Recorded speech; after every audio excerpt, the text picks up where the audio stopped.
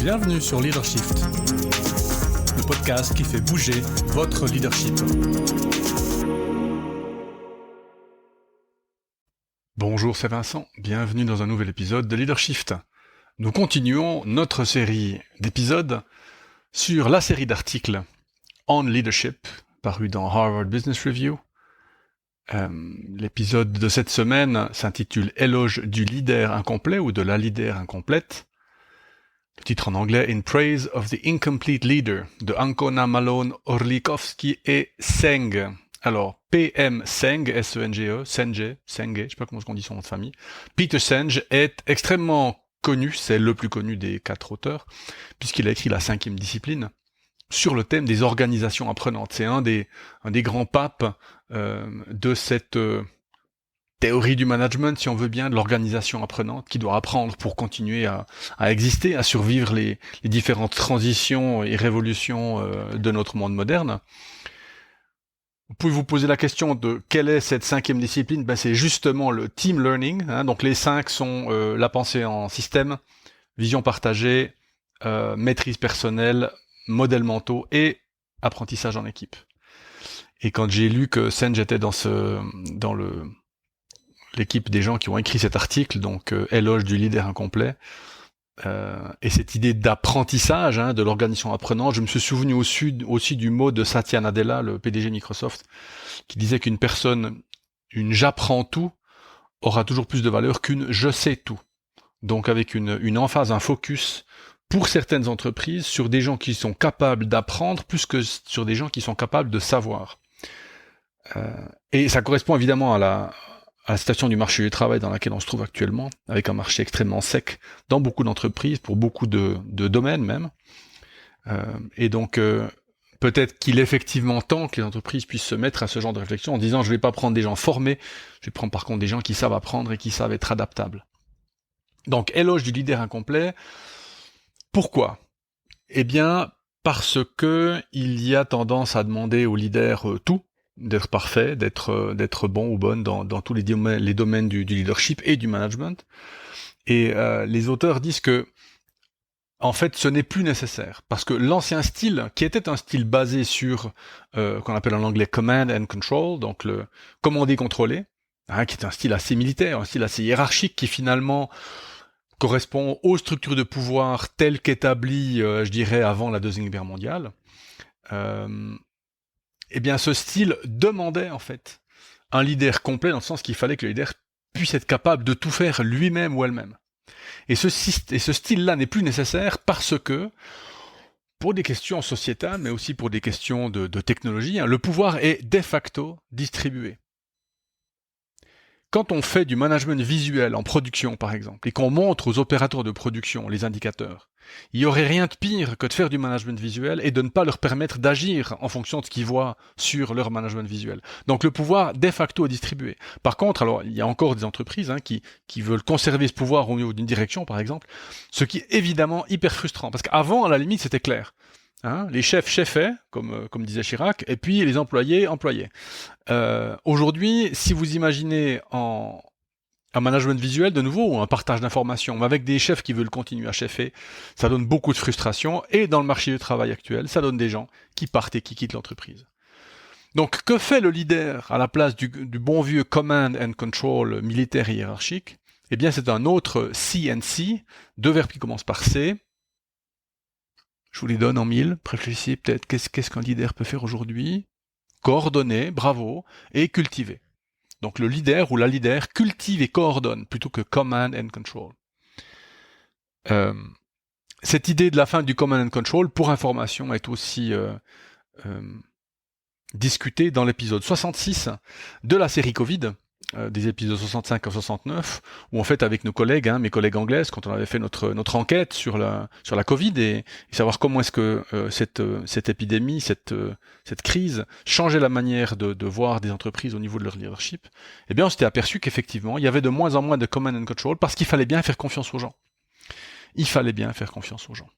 Alors il y a des leaders qui le faisaient presque à leur corps défendant, c'était assez rigolo. Et d'ailleurs, je pense que ces gens-là sont revenus à un système command and control, mais je pense que c'est ce genre d'entreprise-là qui auront le plus de peine actuellement. Alors, cultiver et coordonner, comment faire? Qu'est-ce que ça veut dire? Comment est-ce que ça se fait? Alors, nos auteurs nous donnent 4 verbes à déployer, à améliorer, à utiliser. Faire sens, relier, voir. Alors, ils disent visionner, mais visionner dans le sens de créer une vision. Donc, voir et inventer. Faire sens, relier, voir, inventer. Alors, allons-y un petit peu plus dans le détail.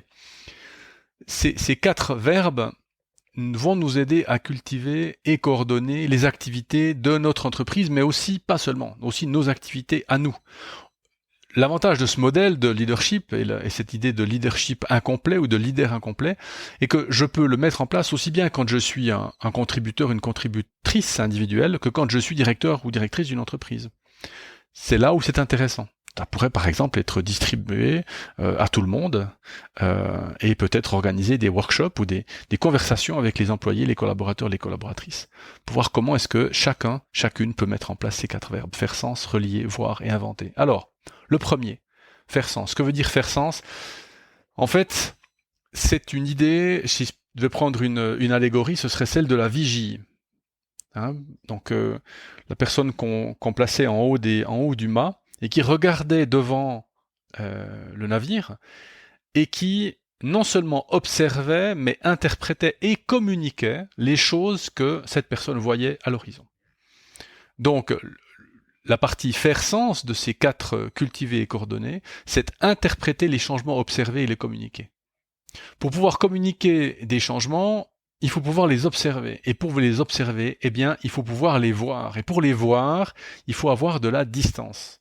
Donc on revient à cette idée d'aller sur le balcon de temps en temps, de ne pas être in the job tout le temps, mais de être on the job de temps en temps. Et donc, de prendre du temps dans sa semaine pour réfléchir sur son activité. Encore une fois, vous pouvez être femme de chambre dans un hôtel, vous pouvez être directeur de Microsoft. C'est un moment qui est utile parce qu'il vous permet d'avoir un retour, un recul sur votre activité. Donc faire sens, c'est interpréter les changements observés et les communiquer. On voit tout de suite pourquoi pour un directeur d'entreprise, par exemple, qui est au contact du marché, des clients, souvent c'est une fonction qui est essentielle pour le bien de l'entreprise. Alors, nos 4 auteurs nous donnent aussi des signes d'avertissement, des signes de vigilance, et ils disent il faut demander de l'aide si vous, 2 points. Alors, demandez de l'aide si vous voulez ou pas, mais en tout cas réfléchissez à votre capacité à faire sens si, 1, vous avez toujours raison. Si, 2, vous êtes surpris par les changements. Si, 3, vous résistez aux changements.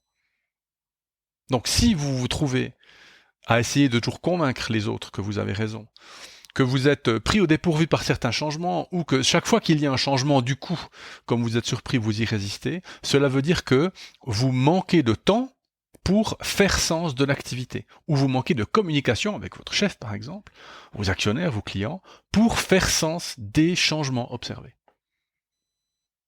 Ok? Bien, c'est le premier verbe, faire sens. Le deuxième, relier. Pour nos auteurs, relier, c'est construire des relations. Vraiment relier au sens humain du terme. Et donc, il est très important dans cette partie de reliation, de créer des liens, d'équilibrer le plaidoyer et l'enquête. Advocacy versus inquiry. Plaidoyer versus enquête. C'est-à-dire les moments dans ma semaine où je vais plaidoyer, comme un avocat, comme un procureur, pour essayer de convaincre, équilibrer ces moments-là avec les moments dans lesquels je vais être en train d'écouter, enquêter, de poser des questions aux personnes autour de moi. Vous voyez que cet aspect est important, relié, parce que de même que faire sens nous aide à aligner finalement les énergies au sein de l'entreprise, au sein de l'organisation, parce que nous pouvons annoncer les changements, relier nous aide à aligner les énergies, les motivations des gens, en construisant des relations qui font sens pour les gens qui sont dans votre entreprise. De nouveau, nos 4 auteurs nous disent « Demandez de l'aide si vous cherchez des coupables ». Si dans votre entreprise, quand il y a un problème, plutôt que de le résoudre une bonne fois pour toutes, on cherche un coupable, c'est un mauvais signe. Si vous entendez ou si vous dites « je ne peux jamais faire confiance aux autres », c'est aussi un signe que vous manquez de liens et que votre entreprise manque de relations en interne, puisque la confiance est nous l'avons vu dans un autre épisode du podcast, la confiance est un prérequis essentiel pour la construction de relations. Et enfin, si vous avez des interactions qui sont de type débat sans fin, donc extrêmement frustrantes, ça veut aussi dire que peut-être que vous passez trop de temps à essayer de convaincre plutôt qu'à essayer d'enquêter pour savoir ce qui se passe. Donc, relier, construire des relations et équilibrer le plaidoyer et l'enquête. Troisième verbe, voir. Alors, nos auteurs disent créer des images motivantes d'un futur désirable. Le futur étant par nature difficile à prévoir, surtout par les temps qui courent, le fameux monde VUCA, volatile, donc U en anglais, uncertain, I en français, incertain, complexe et ambigu. Je dirais plutôt, en tout cas, créer des images motivantes d'une direction désirable, d'une manière d'aller quelque part qui soit désirable.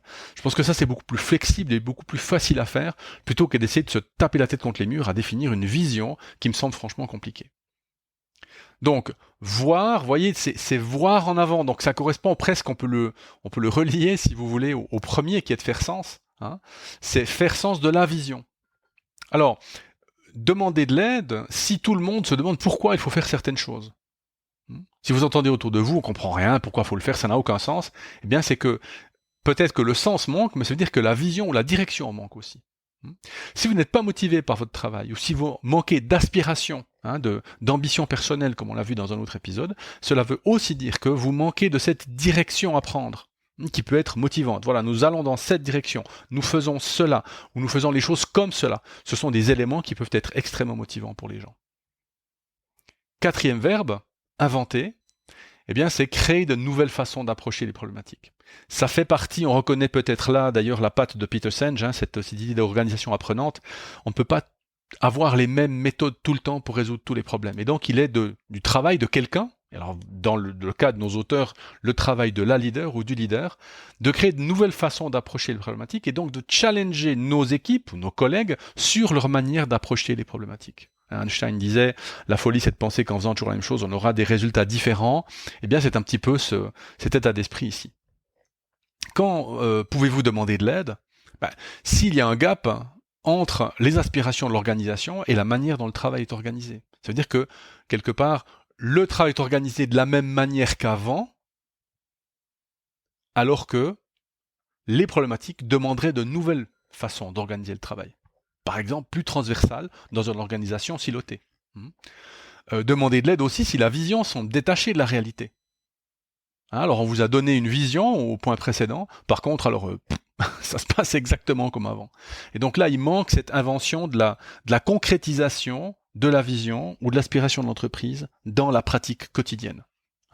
Si vous notez que les choses, vous avez eu un workshop sur la vision de l'entreprise, mais que dans les semaines et mois qui viennent, rien ne change, alors évidemment, ce n'est pas un bon signe. Eh bien, il manque cette concrétisation de la vision. Faire sens, relier, voir, inventer. Et vous voyez comme, finalement, cultiver et coordonner, est bien représenté par ces 4 verbes. Comment ? Eh bien, faire sens, c'est cultiver la motivation. C'est aligner, donc coordonner les énergies. Relier, c'est aussi, évidemment, construire des relations parce que ça permet de coordonner les énergies. Ça permet de cultiver un relationnel, donc une ambiance de travail, donc une culture d'entreprise qui va donner de la performance. Voir en avant et inventer, vous voyez qu'il y a 3 des 4 verbes sont finalement relativement dirigés vers le futur. Donc voir permet d'aligner, permet de coordonner. Inventer permet de coordonner, puisqu'on a vu que c'était inventer de nouvelles façons de faire, de résoudre des problèmes, mais aussi de cultiver une curiosité de tous les instants, de tous les jours, pour pouvoir permettre à l'entreprise de mieux fonctionner. Et donc, vous voyez comme, quelque part, plus vous êtes haut dans la hiérarchie, plus ces 4 verbes sont importants. Parce que sans coordination et sans cultivation, sans culture d'entreprise, les énergies sont complètement dispersées et donc ça peut coûter son existence à une entreprise. Donc, pour vous, faire sens, relier, voir, inventer, dans quoi dois-je m'améliorer ? dans quoi devez-vous travailler? Alors attention, prenez pas forcément là où vous êtes entre guillemets mauvais ou mauvaise, mais vous pouvez aussi prendre peut-être un des verbes dans lequel vous êtes déjà à l'aise, hein, pour être encore plus à l'aise et amener encore plus de valeur ajoutée. Hein, essayons de combattre cette tentation de commencer là où on est le plus faible ou le plus mauvais. Voilà, c'est la fin de cet épisode. Avant la vraie fin, la fin totale, la fin complète de cet épisode, je voulais vous faire une petite annonce. Je commence un CAS, un Certificate of Advanced Studies à l'Université de Fribourg, en management et philosophie. C'est un sujet qui m'intéresse beaucoup, la philosophie. Vous l'aurez peut-être entendu dans les épisodes précédents. Et donc je vais commencer un CAS, donc qui est une longue formation, sur à peu près une année.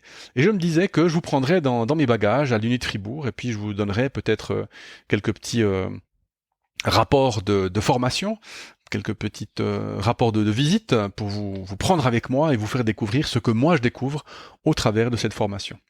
Donc à suivre dans les prochains épisodes de Leadership.